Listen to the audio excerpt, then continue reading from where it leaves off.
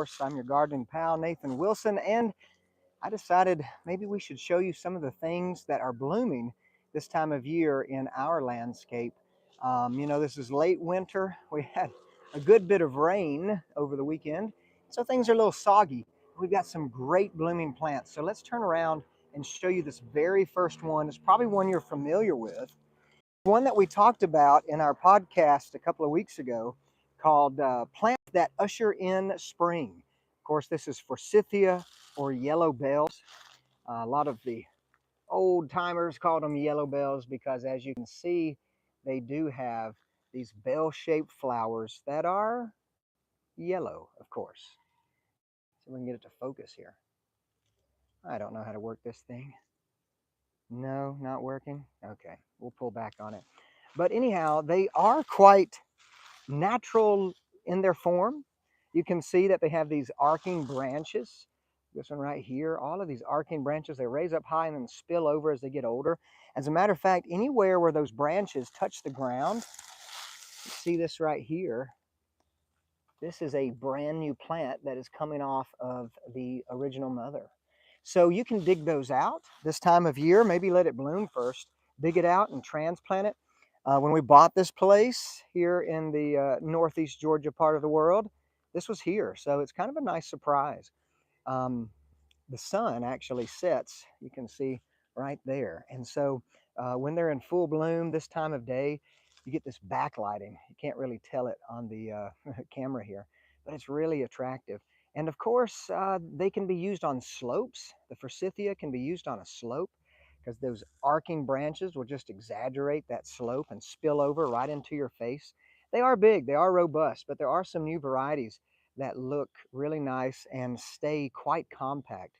Maybe you don't get so much of that arcing, but you will get a very nice compact plant, and of course the nice yellow flowers. Here we go. Maybe I figured it out.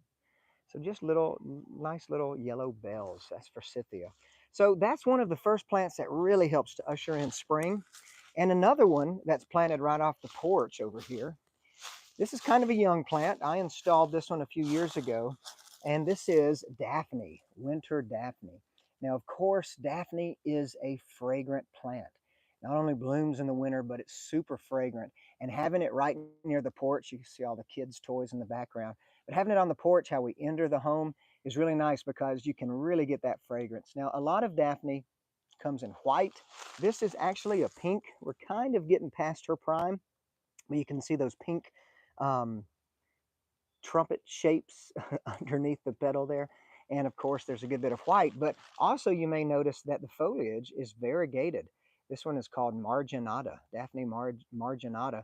And of course, a lot of them are just green, but I think by having that nice variegation, you get just more winter interest for sure, because this Daphne is an evergreen. You'll notice that she's sort of sticking out of the ground. It's on a mound. I planted her on a mound, planted a lot of the plant above the ground. We call that planting proud. And that's important because Daphne does not like to have wet feet. Probably do need to put a little mulch here because we've got some exposed roots, but they'll be just fine. It's better for Daphne to sit above the soil rather than too far down and deep. And as I sit here talking about her, she is really filling the air with some great fragrance. So she's past her prime. She looked great maybe a couple of weeks ago. Flowers are fading a bit, but you're still getting that delicious aroma, that delicious fragrance. So wintertime, of course, is the time of year where it's hard to find a lot of things to show, a lot of things to give you some interest. Evergreen plants are a big hit, like the Daphne there. But then again, there are some perennials. Now, this is the walkway that comes right off of the driveway. So you have to come this way in order to get to the house. And you can see we have planted here hellebores. Now they started popping up their flower heads, golly, maybe it was January, late January. But you see we have a variety of color. I like to mix up colors, and hellebores love to mix up their colors too. If you have the old-fashioned hellebores, you know they hybridize very readily.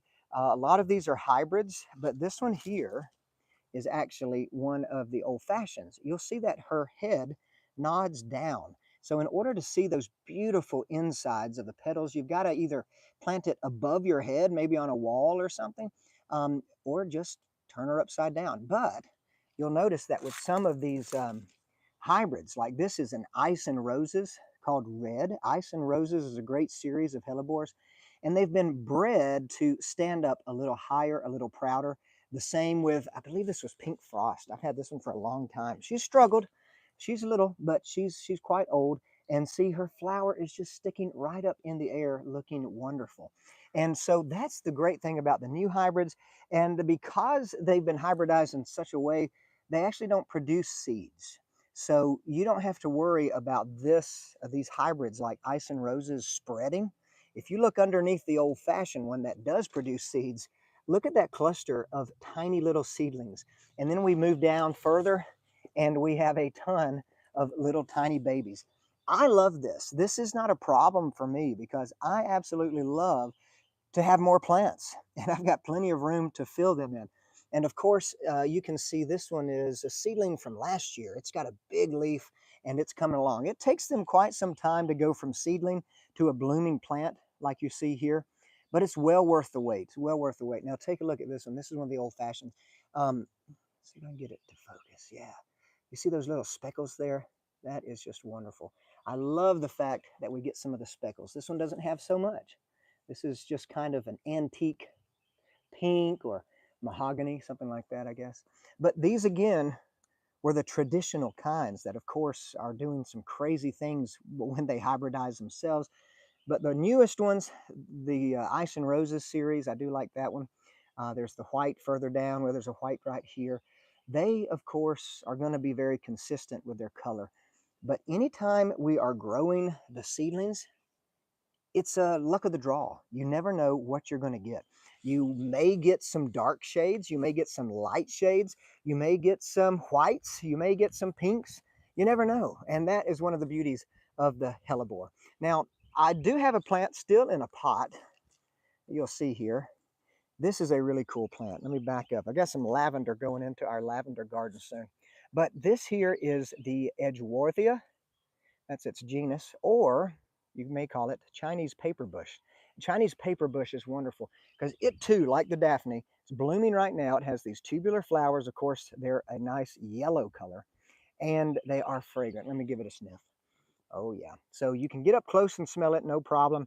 But at certain times of the day, when it's kind of a warm day, you do get wafts of color. And you see the flowers are starting to fade. It's no problem. She's past her prime, but she has definitely given us some nice fragrance. And as we get this into the shade garden, because Edgeworthia likes it a bit shady, she will make this perfect dome and has these long elliptical-like leaves. It's really a cool plant. They're not super fast growing. You probably get 6 inches, maybe a foot of growth a year, but she is deciduous. So the cool thing about it is after she drops her leaves in the fall with this great yellow fall color, you have this sort of just stick of a plant, but then boom, all of a sudden it warms up and you get this great flower show. You get flowers on naked stems, just like the Forsythia.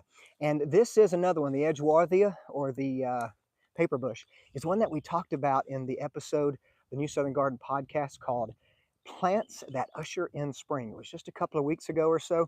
So I encourage you to check it out at newsoutherngarden.com. Now I'm going to travel to the sunny side. That was sort of the shade garden. Forsythia, the first plant, is fine in full sun, can do quite a bit of shade and still bloom. That's one of the beauties of Forsythia.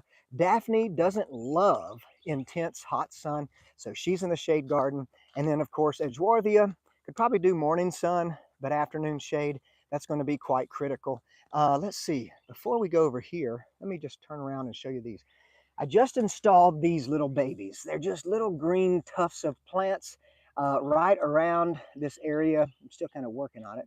So it's got some rough edges, but this is the area where a lot of water comes, and just 2 days ago, this would have looked like a river. But right here on these sort of mounded beds, I have Iceland poppy. Now, Iceland poppy, I believe we talked about on the podcast, but they're not blooming yet because I didn't get them set out as early as I'd hoped. But the Iceland poppy is very cold hardy, and she is a winter bloomer. She's a winter blooming annual, which means that you've got to replant them every year. But the beauty of Iceland poppy is that they do reseed. on their own. And that reseeding aspect is one of my favorite things about this plant, because chances are, if plants go to seed here, they are going to pop up in this same place, maybe over here, maybe across the way, wherever their seed falls. And I won't have to replant them. Definitely Iceland poppy is one of those annuals that can be used in a cottage garden to give you that kind of cottagey garden feel. And I love it because, let me turn around. I love it because it has that classic kind of cup-shaped flower like all the poppies do. They don't love the heat, so we plant them in the fall or through winter. They are very cold hardy. They're cold hardy to at least zone 3, which is like negative 40 degrees or something crazy like that, something we won't have to worry about. So they're going to actually, if I had planted them earlier, those Iceland poppies would probably have already been blooming and doing so today. But, you know, late to the game, late to the party, but still not late enough to enjoy some blooms in a few weeks. So this is a young plant that I brought out a few, oh, I think it was last year. This is quince, flowering quince. Now, we don't want to confuse this with the quince that produces fruits that is edible, kind of like a pear, but extremely hard. You got to cook them down and add lots of sugar, I understand. This quince is a flowering quince. This is one I got from a friend. It's a wonderful thing about having gardener friends. You're always getting new plants. I love this color. I don't know, do you call it kind of a coral pink maybe? I mean, it's not quite pink. It's got a bit of orange in it, but at the same rate, being a young plant, we're not getting a lot of flowers. But once this is done blooming, I'm actually going to prune this back pretty hard. You'll see some suckers right here. So there's like plenty of plant material that I can dig out and move. Like this is just running on an underground root, and we'll dig that out and separate it and make a nice patch of this pink quince. But even the foliage is really nice this time of year. Sort of has that purpley hue to it. And yes, they do have thorns, and when I grabbed that leaf, I felt it. So quince is a sharp plant. Right on the tips, we have some thorns, but look at that color. And of course, this is the beginning of March, and that plant already had started blooming maybe a week ago, maybe a week and a half ago. In the same train of thought here is another quince that is called Double Take Orange from Proven Winners. I really like it. I know it's not open up yet, but it has a rich orangey color. You can see those buds, beautiful buds. Has a rich orangey color, but at the same rate, it has a double flower. So the last quince we saw is sort of old-fashioned. This is a new variety, again called Double Take Orange from the Proven Winner series. And it's supposed to be much smaller. It already has a more compact size. I know it's really hard to see against the mulch, but just look at those buds. It is about to pop open. If I took this video in 2 days, we probably have some beautiful double orange flowers opening up. I'll take some pictures when that happens. But the quince is something that you and I don't know much about maybe, but our grandmothers did. And it's one of those old-fashioned southern garden plants. And with Proven Winners doing some new things like on that double play, it's really something that we can enjoy in our modern southern gardens. Now take her out, look here. This here, of course, we have this above ground pool, and we have these pots on either side of it. And I try to keep seasonal flowering things in here. We sometimes always remember, we always remember about the pansies and the violas. And of course, this plant has just been pumping out all kinds of stuff for us the winter time. But this plant is dianthus. And many times in the fall, maybe through winter, in your local nursery or garden center, you will find blooming dianthus. And they're super fragrant. I mean, you get up in here and you start smelling, and it smells really nice. Then, of course, we had a few things die out. Not everything we plant, these planters last all season. So we've put in some more of the Iceland poppies here, just really just because I love them so much. Now, you may be wondering, what is this weird thing sticking out of the pot? It looks like a green stake. I'll pull it out for you. It's got a stake on it. There's a battery pack in here. You can see that symbol. Um, Mild shock hazard. And that is very true because I've touched it before. Up here are some electrodes. Um, and that blue thing, which I can't get it to focus, but the blue thing in the middle is a bait. It smells very attractive to the deer. So this sucker was sticking here because I had pansies in here. I did have stock, which is a brassica, and they were going to town on them. So I stuck these wireless deer fence is what it's called. I've stuck these wireless deer fence in at an angle on both of the pots, just to try to protect some of these babies in here. I doubt they'll go for the poppies. They didn't really seem to bother the dianthus, but they did, of course, eat all the stalk, and the pansies, they absolutely love those. So those are some annuals that are blooming now, which are really wonderful plants. I had things mapped out before I started this video, but I'm walking around haphazardly and trying to show you some of the things that we've got. Now, this is this plant here normally does not bloom this time of year, but I will tell you right now that this plant, here's some nice buds forming. This plant has always given us blooms throughout the winter. It's not known to be a winter bloomer. It's leafless over the winter. It does maintain some of the leaves, but it's nothing very showy. You may be looking at this plant and thinking, okay, I think I know what it is. And it's a young one, but this is the Chinese snowball bush. This is Viburnum macrocephalum. Macrocephalum means big head because in the spring there will be huge globs of these round, kind of limey, maturing to white blossoms just covering this plant.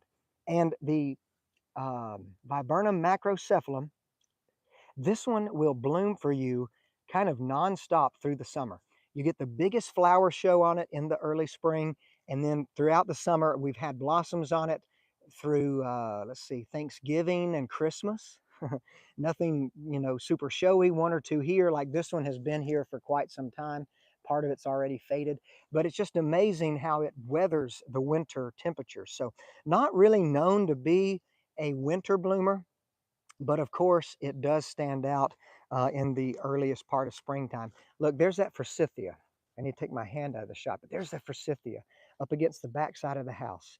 You see, if you have a big spray of that Forsythia somewhere on your property, somewhere along the edge, I mean, it doesn't bloom for long.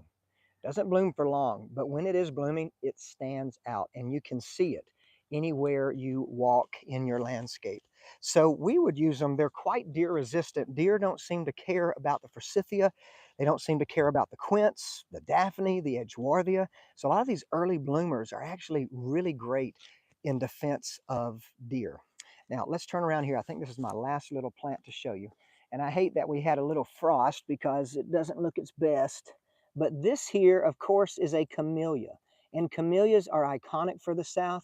I just put this baby in a few weeks ago, but she was not really loaded with buds. You can see that there is one that finally opened, and it does look like that 30 some degrees we had has already nipped it back. But still a beautiful kind of peony pink color. This is called Egao corkscrew camellia, and it's a Camellia sasanqua. Now it gets its name corkscrew. I still have the grower tag on here. Let me show you. Because if you look at this, we've got this twisted branch, which is quite unique when it comes to camellias. And of course, camellias are evergreen plants. They have these dark green leaves. The Camellia sasanquas can actually handle a lot of sun. Camellias in general have no problem in the shade. The Japanese camellias are a little different. They would rather have shade, not so much sun. They just turn yellow and kind of anemic is what we call it, quite chlorotic. There's nothing you can do to recover it except take it out of the sun. But the Camellia sasanquas, they barrel right through sun or shade, and they'll bloom in either situation. And anytime we have a camellia blooming, it's just a sight because you got this lush dark green leaves and dotted all over with some kind of pink or white or red. There's many colors they come in. Kind of contrast it with the paper bush we saw. It's really cool to have a plant that's naked, blooming. So you have just blossoms and no leaves hiding it.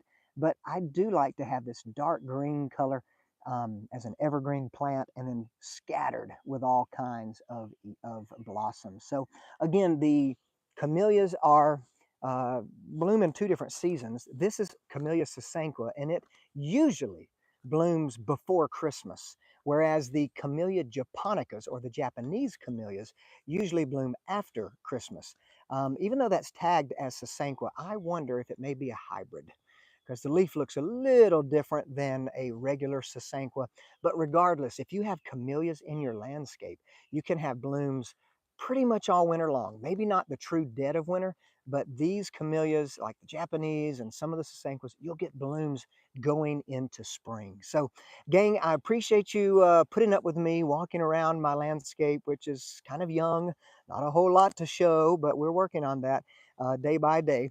And of course, think about the wintertime. Think about late winter in particular, when you can bring in plants that are truly ushering in springtime, getting us ready for that big season when we have a lot to show, a lot of plants are in bloom, and we've got summer to follow that. These are truly some of the first plants that are going to be blooming in your landscape. And if you don't have some of these, maybe look into them. See if you've got room, see if you got the right amount of space. But again, you may want to check out newsoutherngarden.com and look for the episode titled Plants That Usher in Spring.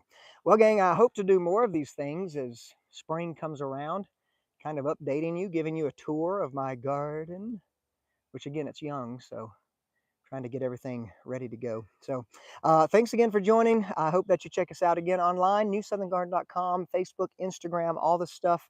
Be sure to like, subscribe, and follow us here on YouTube. And if there's certain things you want to talk about on a live video, this is the first one that I've ever done. And yeah, let us know if there's some certain topics you'd like to see in a live format. But otherwise, be sure to check out the next videos that are coming up. We're talking about moth orchids, giving you a series of videos there, how to repot them, how to water them, how to give them humidity. That moth orchid is the Phalaenopsis orchid, which is one of the easiest orchids that you can grow as a houseplant. So I hope you stay well, grow well, and we'll see you next time.